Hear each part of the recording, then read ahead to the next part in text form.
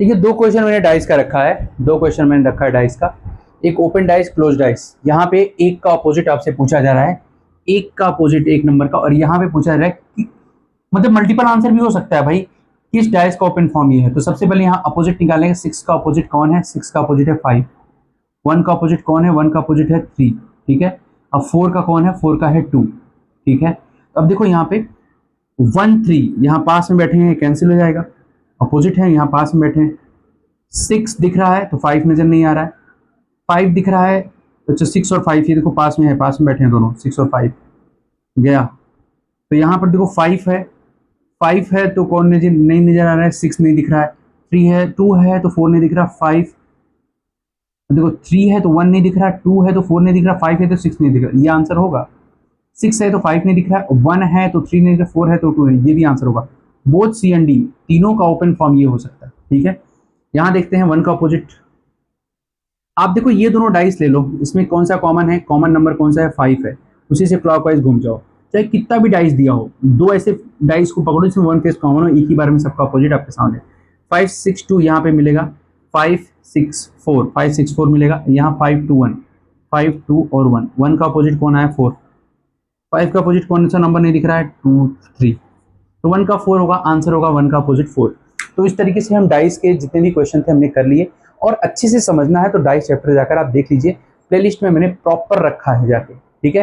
Reasoning के playlist में मैंने पूरा उसको रखा हुआ है, जाके देख के आएंगे यहाँ पर तो एकदम पूरा आप मास्टर बन के आएंगे, ठीक है। चलिए,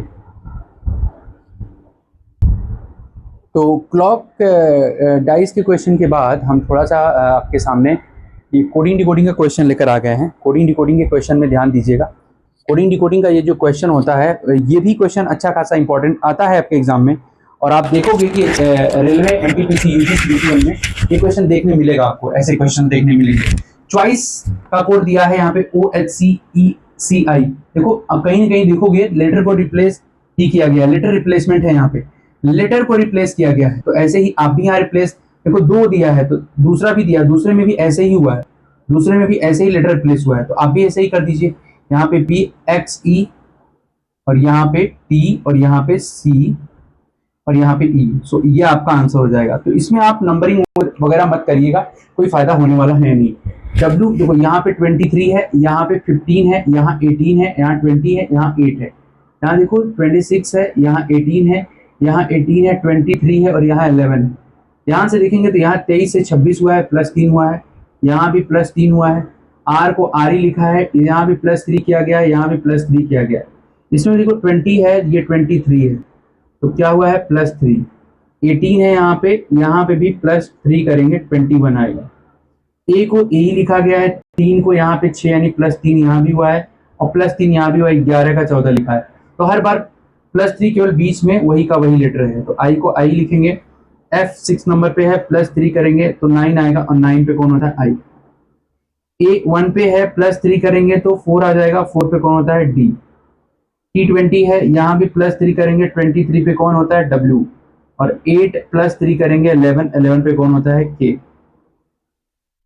तो आंसर होगा आपका IDIWK, IDIWK, ठीक है। इस तरीके से यहाँ देखिए लास्ट 104 है, तो 12 1 19 और 20, अगर इनको हम ऐड करें 39 40 52 का डबल है, 52 का डबल है ये कौन 104, तो यहाँ 3 है, यहाँ 1 है, 18 है और 4 है, 18 4 22, 18 4 22, 3 25 1 26, और 26 26 का ही डबल तो है ये 52, तो यहाँ पर भी वही काम करेंगे, 6 9 18 और 5, 18 5 23 32 है, 38 आया, और 38 का डबल करेंगे इंटू 2 करेंगे तो यहाँ क्या आएगा 76, ठीक है। देखो कास्ट का 64 है, तो अब देखो यहाँ पे ना नंबरिंग मत करना, क्योंकि जब यहाँ स्क्वायर एंड क्यूब देखा करो ना तो एक चीज देख लिया करो, कास्ट में 4 लेटर हैं, 4 का क्यूब होता है, 4 का क्यूब होता है क्या 64, 3 का क्यूब होता है क्या 27, ऐसे ही 5 का क्यूब करेंगे और हमारा आंसर 125 होगा, और यही हमारा क्या होगा आंसर होगा।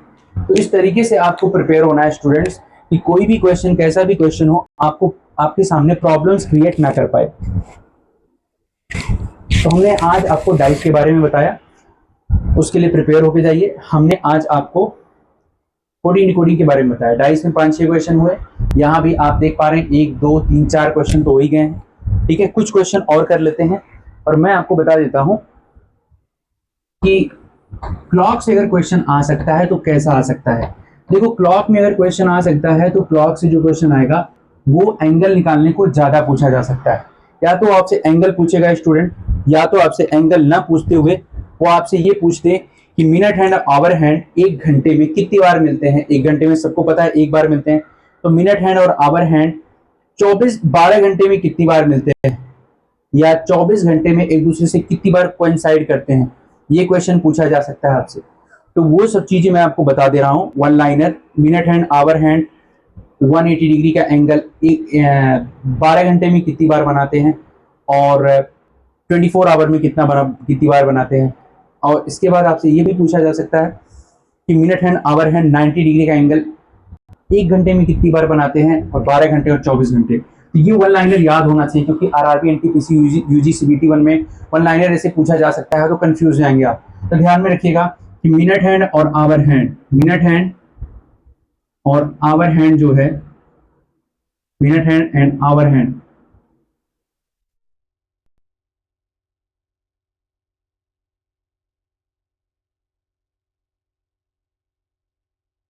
coincide opposite राइट एंगल मतलब 90 डिग्री, coincide मतलब 0 डिग्री, 180 डिग्री, 90 डिग्री। ये सिचुएशन जो है, coincide मतलब एक दूसरे से मिलते हैं तो 0 डिग्री का एंगल, अपोजिट होते हैं एक दूसरे से तो 180 डिग्री का एंगल, और अगर 15 मिनट के डिफरेंस होते हैं तो 90 डिग्री का एंगल बनाते हैं। तो ध्यान रखिएगा, 1 आवर में 1 आवर में कोइंसाइड 1 टाइम, कोइंसाइड 1 टाइम, और अपोजिट भी 1 टाइम। ये दोनों एक जैसे हैं, लेकिन 90 डिग्री 2 टाइम्स। ठीक है, इन 1 आवर। ठीक है, अब यहां लिखो in 12 hour, in 12 hour, in 12 hour ये 11 टाइम्स, 11 टाइम्स, ये भी 11 टाइम्स, बट ये 22 टाइम्स।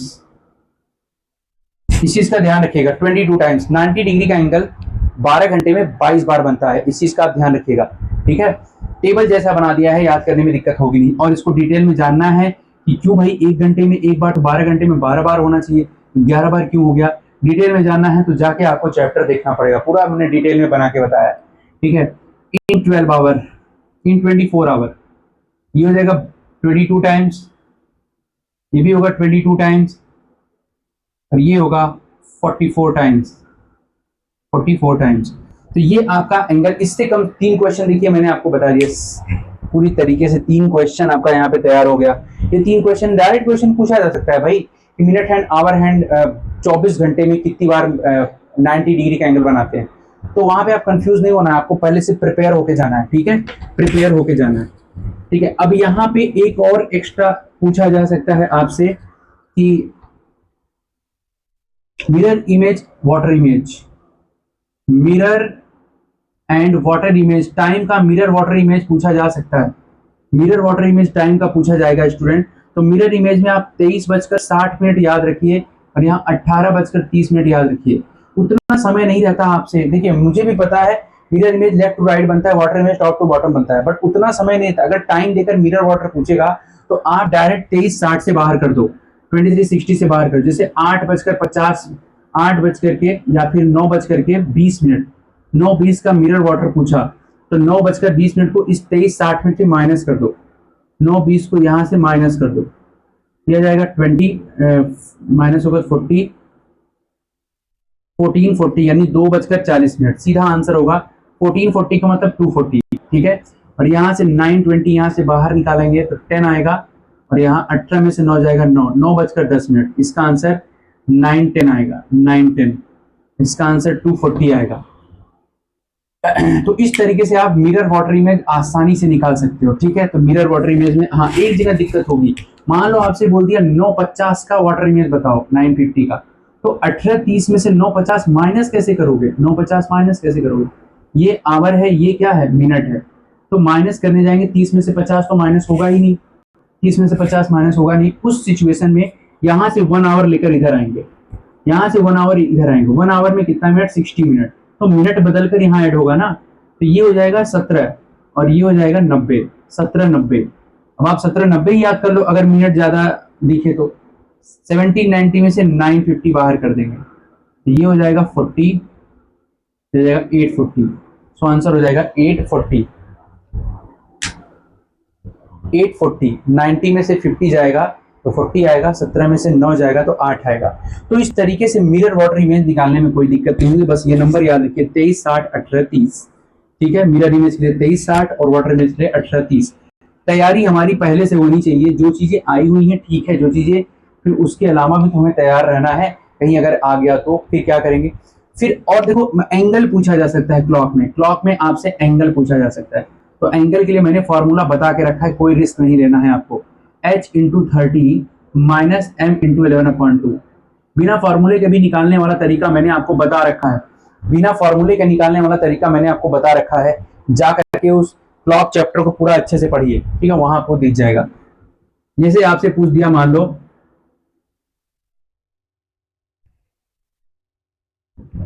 5:20, 5:20 हो रहे हैं, तो भाई कितने डिग्री का एंगल बनेगा, 5:20 हो रहे हैं, कितने डिग्री का एंगल बनेगा। एक तो ये भाई एंगल वाले फॉर्मूले में रख दो, एंगल वाले फॉर्मूले रख दो, 5 × 30, यानी देखो ये h का मतलब आवर होता है, m का मतलब मिनट होता है, तो यहाँ पे आवर 5 है, 5 × 30 माइनस 20 × 11/2, ठीक है, हो जाएगा 150 माइनस ये हो जाएगा 10, 110 कितना आएगा, 40 डिग्री का एंगल बनेगा, 40 डिग्री। अब देखो 5:20 का जो टाइमिंग होता है ना स्टूडेंट, वही यही होता है, 1 2 3 4 5 6 7 8 9 10 11। 5:20 का टाइमिंग, ये देखिए 5 बजने का समय है, ये 5 बजने का समय है, ये 5 बजने का समय, 5:20 बोल रहा है, तो देखो 5:20 जब करेंगे तो ये जो है ना, देखो यहाँ पे है, ये पूरा 4 पे रहेगा और ये थोड़ा सा आगे आ जाएगा। ये 5:20 का समय है, ये 5:20 का टाइम है। अब देखो यही एंगल निकालना है आपको, सोचो। अब मैंने आपको बताया था मिनट हैंड आवर हैंड जो देखोगे तो इनके बीच कितने मिनट का फर्क है, तो आपको सर 5 मिनट का तो फर्क है, ठीक है, तो 5 मिनट में कितना डिग्री का एंगल बनता है, 1 मिनट में 6 डिग्री, 5 मिनट का 30 डिग्री होता है, हाँ ठीक है। और मिनट हैंड यहाँ से यहाँ चल के कितने मिनट आया है, 20 मिनट, तो मिनट हैंड अगर 20 मिनट चल के आया है तो आवर हैंड कितना डिग्री बनेगा, उसका आधा यानी 10 डिग्री यानी 40 डिग्री आंसर आएगा बिना फॉर्मूले के। लेकिन ये चीज आपको समझ में तब आएगा जब आप जाके क्लॉक चैप्टर को अच्छे से देखोगे, क्योंकि ये वो समय नहीं है कि हम आपको डिटेल में पूरा बताएं। अब हम क्वेश्चन सॉल्व कर रहे हैं, हम आपको क्वेश्चन काउंट करा रहे हैं, क्वेश्चन याद दिला रहे हैं, एग्जाम 4 5 6 दिन के बाद ही है, तो फिर आपको जब बना के हमने रखा है तो वहां जाके आप अच्छे से देख लो, सारी चीजें आप समझ में आ जाएंगी, बेसिक से सब कुछ बताया मैंने। तो क्लॉक में इससे ज्यादा आपसे एक्सपेक्ट मत करिए, इससे ज्यादा पूछा नहीं जा सकता, और जो भी आपसे क्लॉक में और कोई आपको डिटेल में पढ़ना है तो जाके वीडियो आप देख सकते हैं। अब देखिए कैलेंडर में आपको पूछा जा सकता है, जो कैलेंडर में क्वेश्चन पूछा जा सकता है वो क्वेश्चन आपको मंथ, देखो कैलेंडर में भी ध्यान रखिएगा, कैलेंडर में आपको ऐसे पूछा जा सकता है कि टुडे, आज का दिन अगर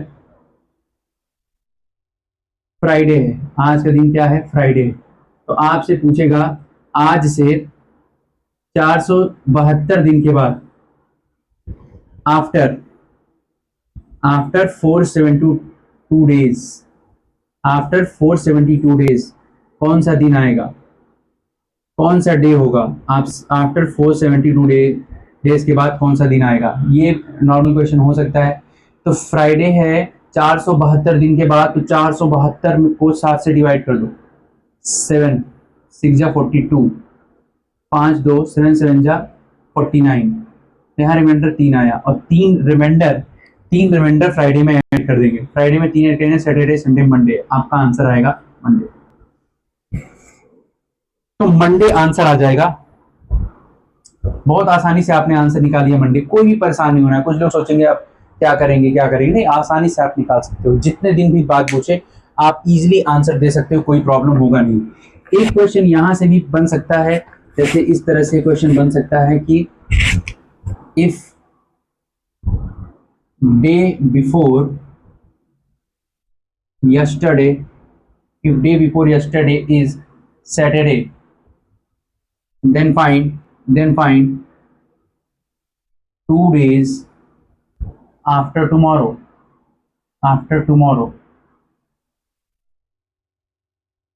2 days after tomorrow। तो 2 days after tomorrow, पहले इस तरह के क्वेश्चन में क्या करेंगे, देखो day before yesterday is Saturday, तो ये आप सबसे पहले यहाँ टू डे बनाया करिए, ये है टुडे।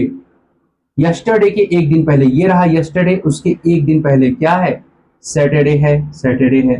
तो आपसे कह रहा है कि 2 दिन आफ्टर टुमारो, टुमारो के 2 दिन बाद, एक टुमारो हुआ, ये टुडे से देख रहे हो, ये टुमारो, उसके 2 दिन बाद ये कौन सा दिन होगा पूछा जा रहा है। सैटरडे है, Sunday, Monday, Tuesday, Wednesday, Thursday, आपका आंसर क्या आएगा, थर्सडे। ठीक है। If day before yesterday, yesterday के एक दिन पहले सैटरडे है, तो टुमारो के 2 दिन बाद कौन सा दिन होगा, थर्सडे। अब देखो टुमारो के 2 दिन बाद, ये मत सोचना 2 दिन बाद, नहीं, टुमारो के 1 दिन बाद, 2 दिन बाद, यही होगा दूसरा दिन ही। तो इस तरीके से ऐसा क्वेश्चन भी कैलेंडर में बन सकता है, कैलेंडर में ऐसा क्वेश्चन भी बन सकता है, डे बिफोर यस्टरडे। ठीक है। तो उस तरह के क्वेश्चन को कैसे डील करना है मैंने आपको बता दिया। ठीक। अब देखिए कैलेंडर में एक मंथ सेम वाला भी क्वेश्चन बन सकता है, सेम मंथ वाले क्वेश्चन, जैसे मान लो दे दिया कि 15 मार्च 2007 को फ्राइडे है, तो 16 सितंबर 2007 को कौन सा दिन होगा। आरआरबी एनटीपीसी यूजी सीबीटी 1 में ऐसे क्वेश्चन पूछे जा सकते हैं, पहले से तैयार रहिए। क्या करेंगे, मार्च के बाद अप्रैल आएगा, डिटेल देखना हो तो कैलेंडर चैप्टर में भी जाके आप देख सकते हैं। अप्रैल कितने दिन का होता है, 30 दिन। अप्रैल के बाद क्या आएगा, मई मंथ 31 डेज। जून आएगा, जून मंथ कितने दिन का होता है, 30 दिन। जुलाई कितने दिन का होता है, 31 डेज। अगस्त कितने दिन का होता है, 31। सितंबर 16 है तो 16 ही लिया जाएगा। और यहाँ 15 मार्च है तो मार्च 15 दिन छोड़ के जो आगे अगला दिन आएगा, कितने दिन आएंगे, 16 डे, तो वो 16 लिया जाएगा। तो यहाँ पे रिमाइंडर 2, यहाँ पे 2, यहाँ पे 3, यहाँ पे 2, यहाँ पे 3, यहाँ पे 3, यहाँ पे 2। रिमाइंडर कैसे आया, 7 से डिवाइड किया, जो रिमाइंडर आया वही हमने 7 से इसको डिवाइड किया, रिमाइंडर जो है यहाँ लिखा। तो 3 2 5 2 7 कैंसिल, 2 देखो 2 3 5 2 7 ये भी कैंसिल, 3 रिमाइंडर एक्स्ट्रा डे बचा, 3 ऐड कर देंगे, सैटरडे, संडे, मंडे आएगा आंसर।